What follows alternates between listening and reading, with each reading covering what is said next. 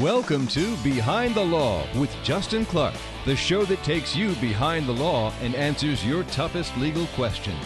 Welcome back to another edition of Behind the Law. I'm here with attorney Justin Clark and with Robert Palmer, and today we're talking about new avenues to get you back in the housing market if you've been through a short sale or a foreclosure.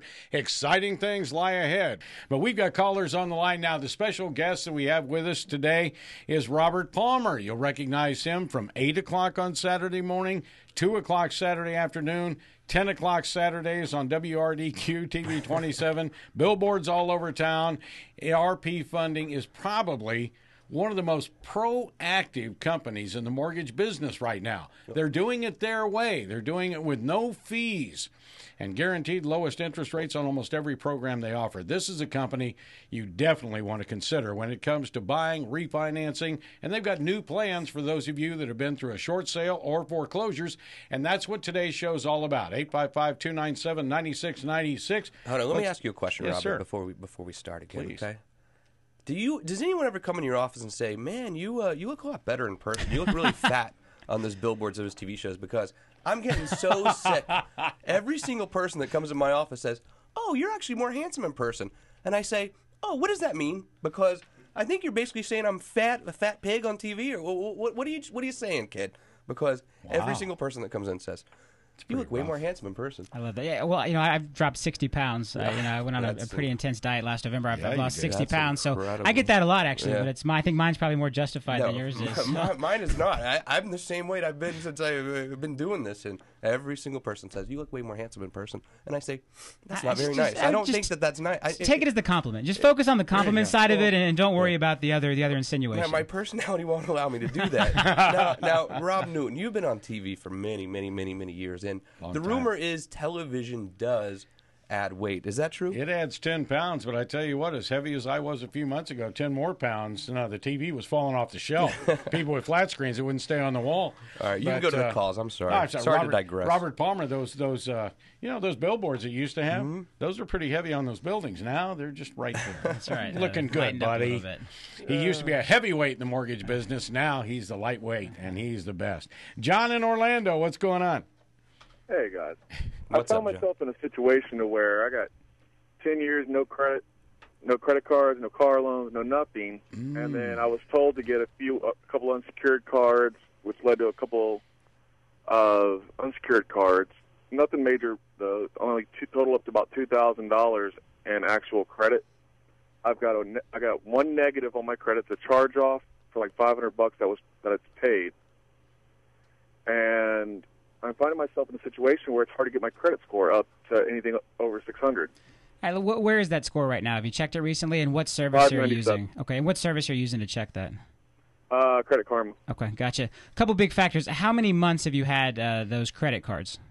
My average history is a year and a half. Okay, do you have some that are within the last 6 months that are newer?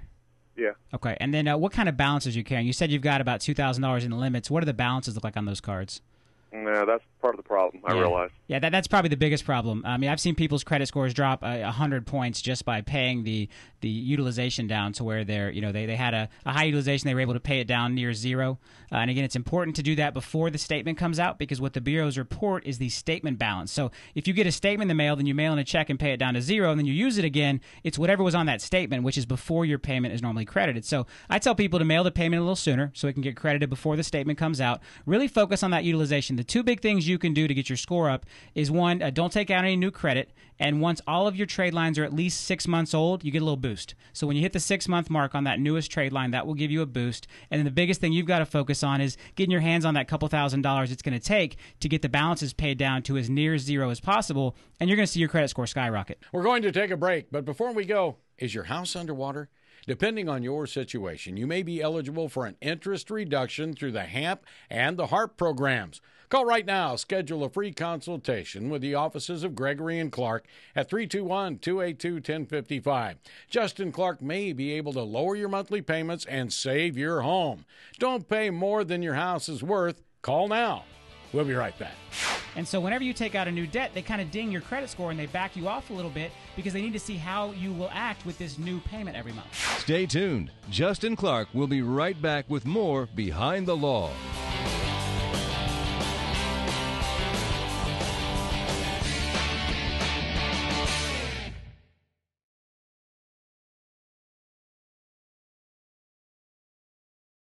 Welcome back to Behind the Law, the show that takes you behind the law and answers your toughest legal questions. Now, Robert, you're too smart. Let's layman term this for me a little bit. I know there's some callers on the line. You guys hold on, please, because I think this is important. All right. I think I want to let people know what to do to really help your credit and protect your credit. When you say trade lines, I don't even know what you're talking about. All right, so again, let's talk about why the credit bureaus do what they do. So the idea is they're looking at your past history. They're looking at how many debts you have, your payments on these debts, your utilization of these debts, meaning do you have them maxed out and now you have no more credit? Are you being responsible with your credit? Is your credit sitting there available for an emergency and not being used? And they build these scores based on these highly complex statistical models. So a couple of things they look at is, one, whenever you take out a new debt, they kind of take a step back and say, you know what? Justin just took out a new debt. We've got to see how he handles this new payment. And so whenever you take out a new debt, they kind of ding your credit score and they back you off a little bit because they need to see how you will act with this new payment every month.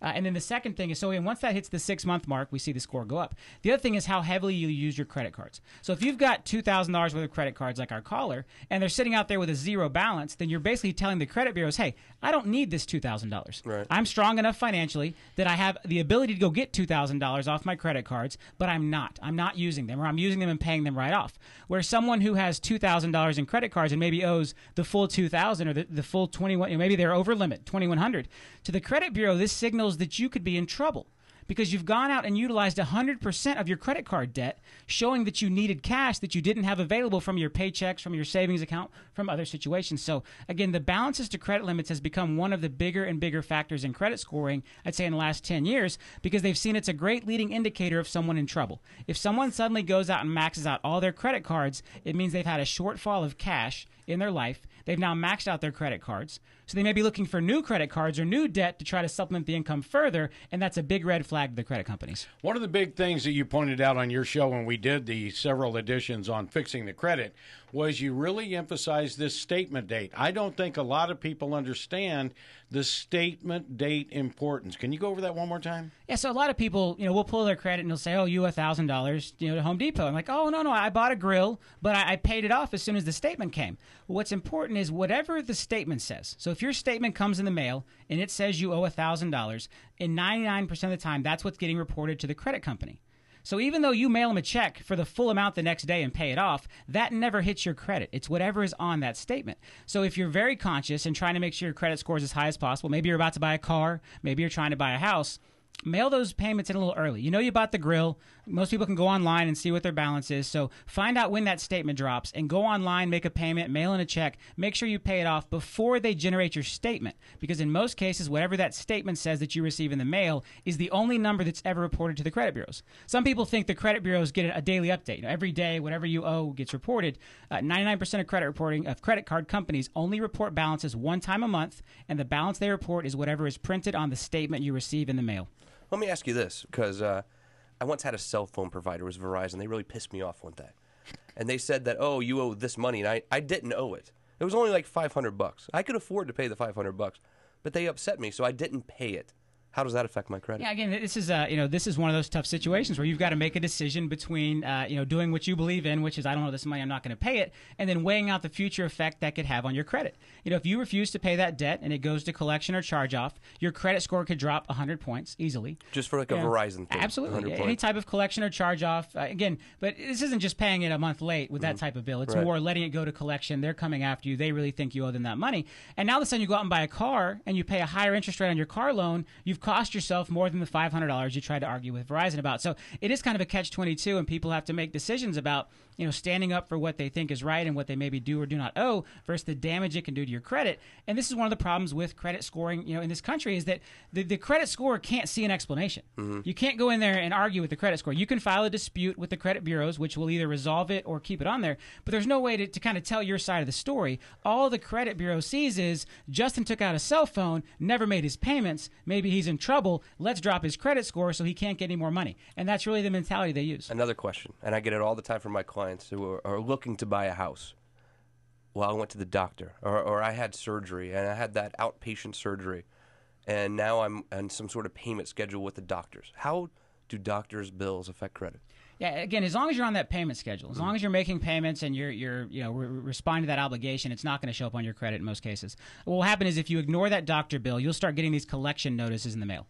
And that's the key term there is collection notice. And they have to send these to you 30 days before they can put it on your credit, so then you have a chance to respond. But if you start getting those collection notices, it's very important before that 30 days elapses and those collections show up on your credit report to make contact with a doctor, make contact with your insurance company, try to get that resolved. One factor is the medical type collections do get weighted less in your credit score because they don't view it as a willful act. So they say, okay, well, Justin went out there and bought a cell phone he couldn't afford and never paid for it. That's more damaging than, Jane went into the hospital and has a collection because maybe her insurance didn't cover as much as she thought she did. So they have gotten more sophisticated in that stance with the different types of collections. I didn't say I couldn't afford it. I said they made me mad. But again, what they're saying is Justin couldn't afford it, and that's what's damaging your credit score. All right, Kay in Putnam County, thank you for listening to the program. How can our two gentlemen help you? Hi, thank you, gentlemen. Yeah, I had a divorce a couple of years ago, and the market was really bad, so I had to stay on the mortgages because my ex couldn't refinance or sell it. And now that I'm on my own, I want to be able to rebuild my credit, but I still have debt and the mortgage that's on my name, even though I'm not living in the house. The judge just said that I had to keep my name on it because he couldn't do anything about it. So what can I do at this point to take care of my credit? Well, thank you for the call, Kay, and I'm going to let Robert answer too. But I want to make it very clear that, and I see this all the time, people are married and they get divorced. They both own the house together, but more importantly, they both sign that note. Right. They're both on the note, and then they go to the divorce court, and the judge says, okay, Kay gets the house or John gets the house. But the judge can absolutely not say, okay, now Kay's not responsible for that note, right? I mean, absolutely. Kay, one of the important pieces is that mortgage on time or is he delinquent? Oh, no, he's totally delinquent. I mean, it was in foreclosure, and I helped him get out of foreclosure just so that he can keep the house by doing the loan modification with them and being on the mediation. But then, he's still not on time. That was one of the big problems in the relationship. Yeah, there's an exception we can utilize where if payments are being made on time, we can actually exclude that debt from counting against you, which again doesn't help in your case, but for other listeners out there, even if you're still on the note, if the divorce decree makes it the other person's liability and you have a quick claim deed filed, we have some lending programs where we can not count that debt against you, but it does require on-time payments. And then the bigger issue is that that's destroying your credit score because the credit reporting agencies have no way to know anything about the divorce decree. Now, I can have my underwriter look at the divorce decree and say, okay, this isn't Kay's fault, but unfortunately your credit score is being destroyed because the credit bureaus have no way to know whose responsibility that is because, again, you're on the note. So, again, it's a terrible situation, Justin. It's time to sit down and talk to the ex-husband and talk some sense into it. Time now for a break, but if you're having problems with your mortgage that could cost you your home, remember that the offices of Gregory and Clark are your one-stop shop for saving your home. Short sales, foreclosure, bankruptcy, refinancing, all under one roof. Call right now, 321-282-1055. We'll be right back. Is your house underwater? If you owe more than your house is worth, Justin Clark may be able to get you an interest reduction through the HAMP and HARP programs. It's an easy way for you to keep your home or even just lower your monthly payments. Just give the offices of Gregory and Clark a call at 321-282-1055. There's never any charge for your consultation. So let Justin show you your options. We'll be right back. We have a settlement agreement that says that they're supposed to take that debt or that house mortgage off our credit line. And it's been since December, and it's still showing up on our credit line. Stay tuned. Justin Clark will be right back with more Behind the Law.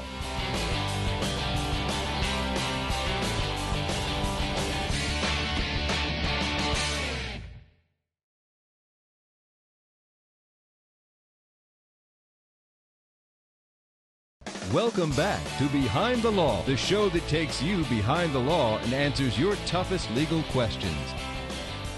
Let's go to Mary in Oviedo. Welcome to the show.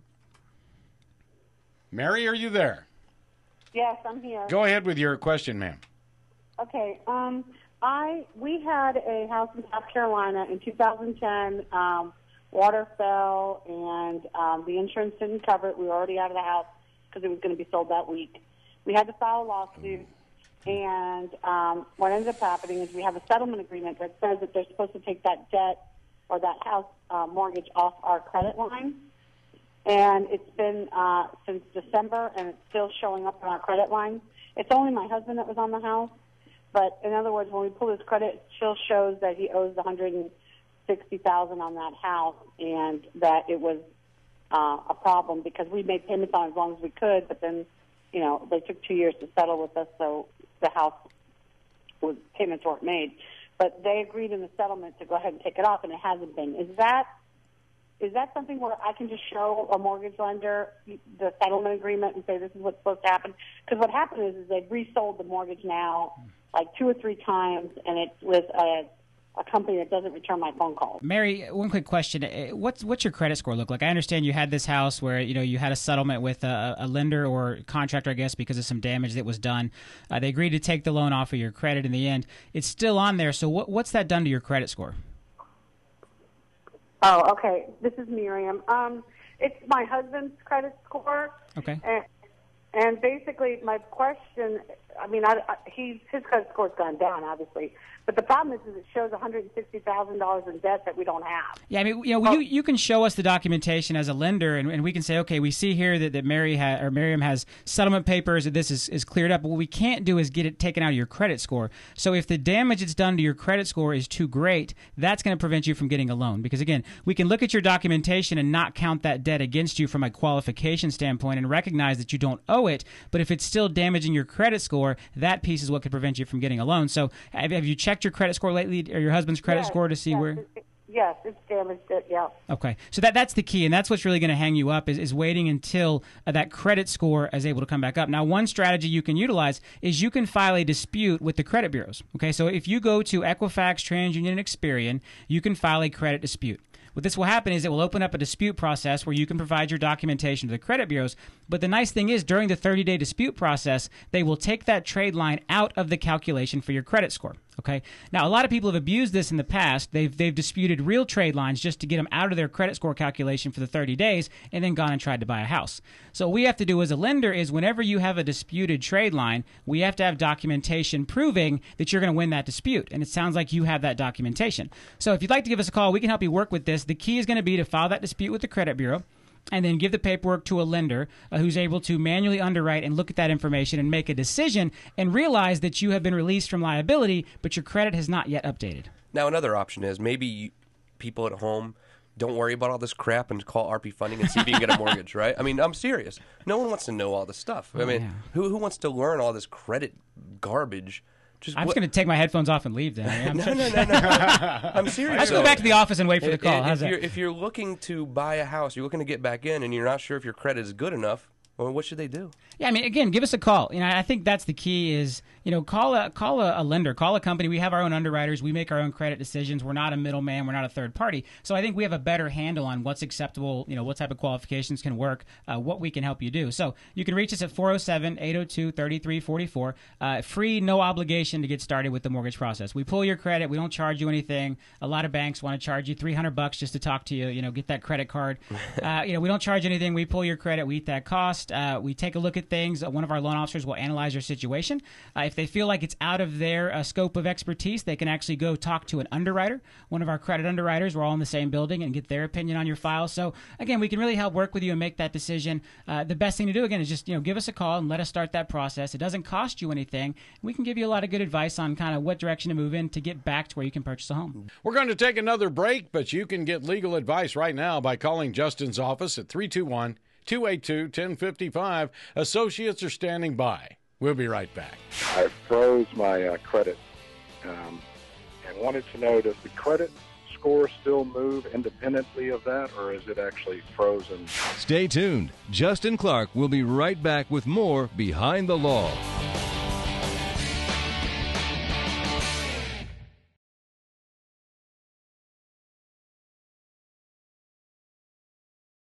Welcome back to Behind the Law, the show that takes you behind the law and answers your toughest legal questions.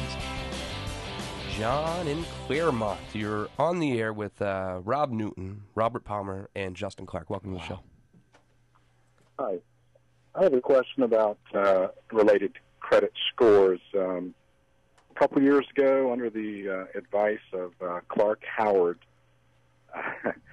I froze my credit and wanted to know, does the credit score still move independently of that, or is it actually frozen where it was at the time that I Now, the credit score continues to move. The problem is no one can get to it. So what happens is when you freeze your credit, whenever a third party tries to pull your credit, they get blocked. And then you have to call with a PIN number or give a temporary release on the freeze. But again, your credit score is still moving. It's just hidden.